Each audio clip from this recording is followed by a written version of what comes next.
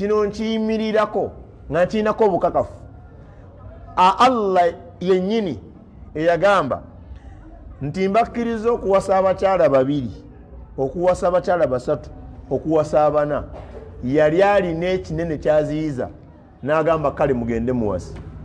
Omukyala yenna ali mu dalusu eno oba alina wooli wootulabira ng'omwami we alina omukyala ogu, njogera bino nga Allah ye mujulizi kubanga yamanyi n'ebyama. Ennamba ekuyambako nnene osinga kyolowooza okujjako Allah bye yasaasira.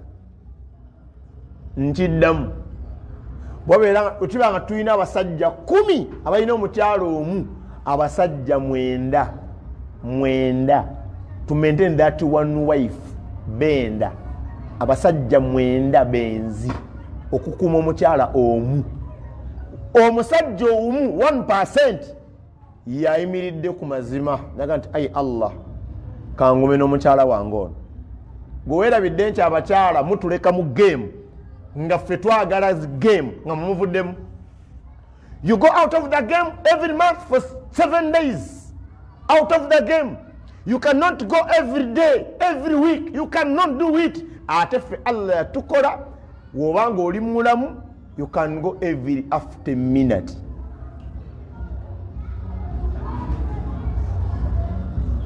Because that is 1 week normally, 10 days. Ate emyezi 2 egy'okuzaala waba wa lukindo, emyezi 3 egy'okuzaala. Singa Allah gwakuba aleekaana agamba nti teri kutuzzaako wewekwasa economy, singa Allah gerera ekirwadde nga you can visit your husband once every after 3 months. Biki bye muzanyirako? Abatali basiramu beerijja kati omukyala omu monogame genda obuze bujingo weesiba empingu fe Allah yabitugaana. Bw'owasa omukyala alina okukimanya akadde konna alina okudda ewaabwe. Tewamugamba webigaana okutambula obulungi Allah yatuwa talaaka ng'agenda.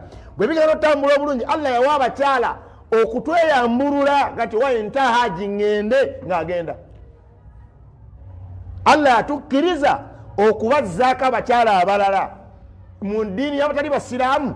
Bw'oba onaawasa namba 2 ono namba emu oyina muta olete namba 2 ate wallahi abasajja bo babi ne bwoleta namba 2 mu bitabo byabwe ono owookubiri aba mwenzi oba omwendako bwenzi bamanya omukyalo ogu ne bakuba ekyereyo ekigamba mu bulungi ne mu bubi mu busiraamu tekiriiyo.